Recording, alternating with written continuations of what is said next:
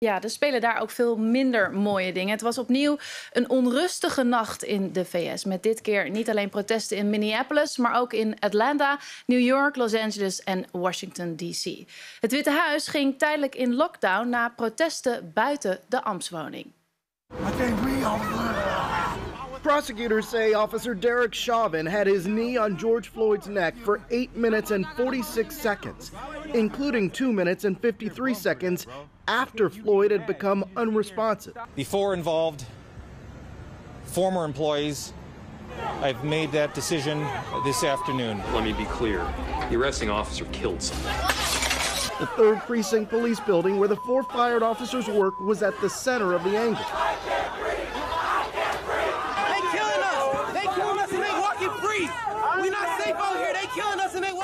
The situation is incredibly dangerous. To put this into perspective, the force that we have out there now is about 3 times larger than the one in the 60s, which was the largest during the race riot. There is no honor in burning down your city. There is no pride in looting. Ja, bij ons aan tafel Pete Hoekstra, de Amerikaanse ambassadeur in Nederland. En dus voeren we dit gesprek in het Engels. What do you make of this, Mr. Ambassador? This is pretty rough. It's very rough. It's awful to see this happening in my country. It's disappointing. It's emotional. The incident that triggered this, you would hope would not happen in America, and you would hope that the response that we've seen now over the last 3 days would never happen in America. But there it is. And you're an ambassador. You're also a father. Your daughter lives in Minneapolis. My daughter lives in Minneapolis. How's she doing?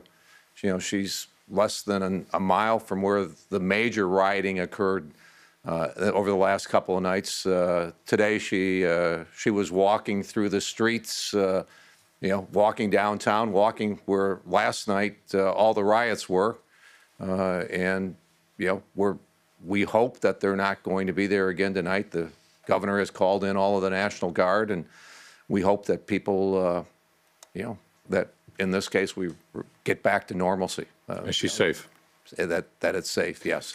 When you look at those pictures of police officers, putting down this man with the knee in his neck, what do you think when you see that? Well, I think, whether you're an American or whether you're Dutch, you're thinking, what are you doing? He was apprehended, supposedly, I guess, for trying to pass a phony $20 bill, a counterfeit $20 bill.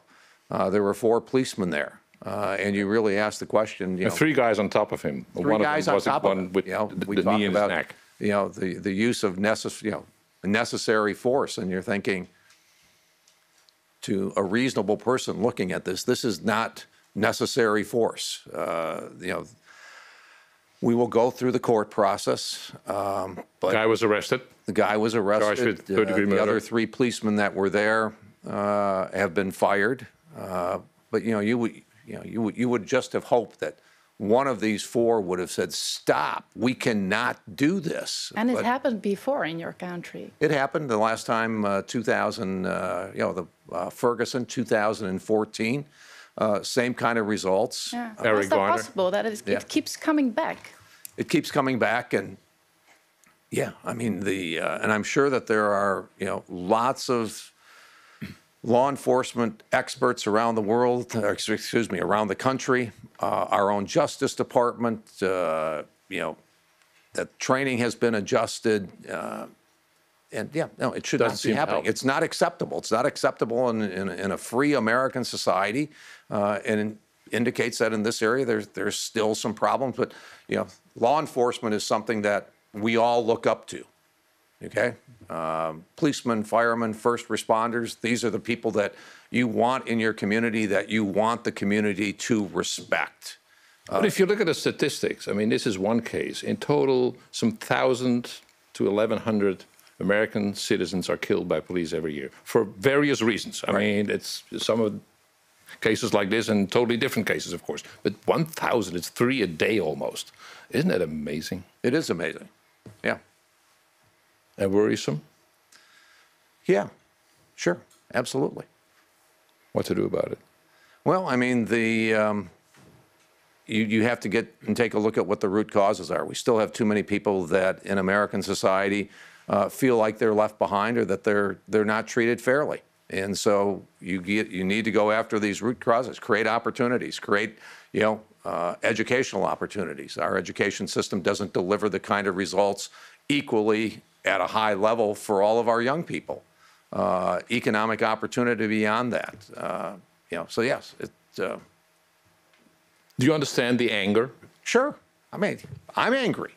Okay, it doesn't angry take much, because it doesn't take much anger to see a law enforcement person, as your report states, having their knee on this guy's neck for 8 minutes, including 2 minutes after he was no longer responsive. Yes, I'm angry. I think you. What do you make of the protests? What's that? What do you make of the protests? Well, the protest, totally uncalled for. Okay, I think the uncalled for. The protest, uncalled for. It's okay to have a peaceful protest. Okay, that is part of who we are and what we allow. But burning down, and for some of these people, they're burning down their old community. The grocery stores. People talk that in some of our inner cities you can't find a grocery store. Okay. Probably burned down. Yeah. These are people that live in the community and all of that. No, we do not tolerate, the burning down of our stores.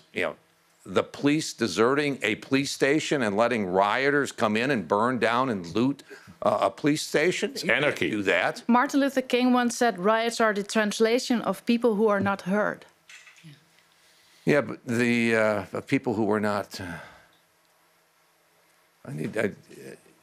They're not heard, they don't have the vote. They don't have a voice. They don't have not heard. Yeah, yes, but he never condoned violence. The great thing about him was, he was so effective in bringing about change and identifying the problem, and he did it without encouraging people to become violent. It was exactly what he didn't want to have happen, and believed that the most effective way to bring about change was to do it in a peaceful, in an organized way. It's. Let's listen for a sec to your Attorney General, Minister of Justice, Mr. Barr. Let's listen. The voices of peaceful protest are being hijacked by violent radical elements. Groups of outside radicals and agitators are exploiting the situation to pursue their own separate and violent agenda. In many places, it appears the violence is planned, organized, and driven by anarchic and left extremist groups, far left extremist groups. That's the way to approach it, you think? To find the root causes of these, I think, the lefty radicals, that's what he's saying, basically. Well, but the part leading up to it, he's talking about, and I hear this from Minneapolis, and I not only talk to my daughter, I talk to some of my other friends from the state of Minnesota. They genuinely believe that a number of these people that are protesting, are rioting, are not from Minnesota, are not from Minneapolis. This is not their community. They're coming from. But there's more going on than just, a number of people who start looting and, causing mayhem. There's more going on, right? There's more going on. And so, he's got a lot more evidence than what I've had the opportunity to see or to hear. And there will be an investigation. There will be, I think, deep research. It will be done by the Justice Department. It will be done by Congress, all to get at identifying the source, but then more importantly, Congress once again trying to identify the remedies so that these things are eliminated, and we're not sitting here again, or a future ambassador is not sitting here in 6 years trying to answer exactly the same questions. But isn't that the problem? It's not going fast enough. These protests have been calm before. They have tried to do it in another way than violence, but now they feel like they have no other choice. I think. Yeah. Well, I think I think the motivation for going in and looting, and course, burning and those types of things is a different motivation than what. And this is, the governor has even said this. Okay, that the protests that started earlier this week are much different than what we've evolved to this point. And that's why he's called in the National Guard. The military is now involved if the governor and the mayor decide that they want to involve national troops. They're standby. They're standby. And that didn't happen since the Second World War. I mean, that says enough. Yeah, that's probably that could be true. I don't know. I don't. Yeah. I think in the state of Minnesota they have never called out the National Guard. I know that in Michigan in the riots in the '60s, the National Guard was on the streets in Detroit and those kinds of things. I don't know whether the federal military has ever been involved in this kind of situation or not. If you look at the pictures, it looks like war. I mean, yeah, this looks more like Syria, Afghanistan, Libya. No, it's embarrassing that this is the United States of America.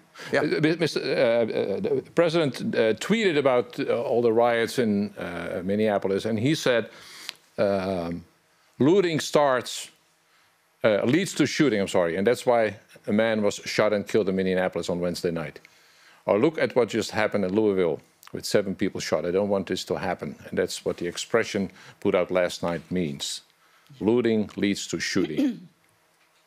Is that leadership?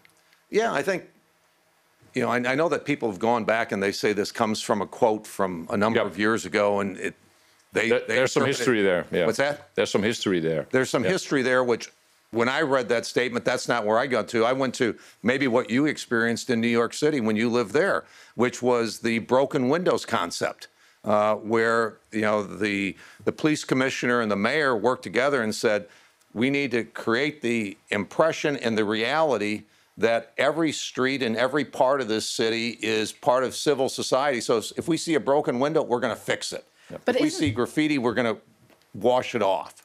Isn't this adding fuel to the fire? No, that's what I'm saying. I don't think that's what the president intended. What he's saying is looting demonstrates that you've lost the control of your community, and it doesn't mean that police are going to be shooting looters, but it means that you're going to get looters and you're going to see chaos in your city, and it's going to be a downward spiral. That's what he's saying. And his message, I think, was, and I don't know what the privy to the conversations in the White House, but his message was, it's important for us to maintain civil society, law and order in our communities, because if we don't, who knows what will happen. Yeah. Joe Biden gave a reaction today, and one of the things he said, the first thing I did was call the Floyd family. Did the president call the Floyd family? I think the president has been in contact with the Floyd family. I don't know whether he's personally talked with them, but I know that he has been in contact with them, yes. What do you expect in the next couple of days? Well, I hope that, like I said, I hope and pray for the people of Minneapolis and for the other cities where these riots have been going on, that we see a return to calm. I hope that the justice system works through this process quickly and effectively so that everybody involved can feel confident that the justice system worked. Thank you very much. Thank you. Thank you. De grootste touroperator van Nederland, TUI, hoopt van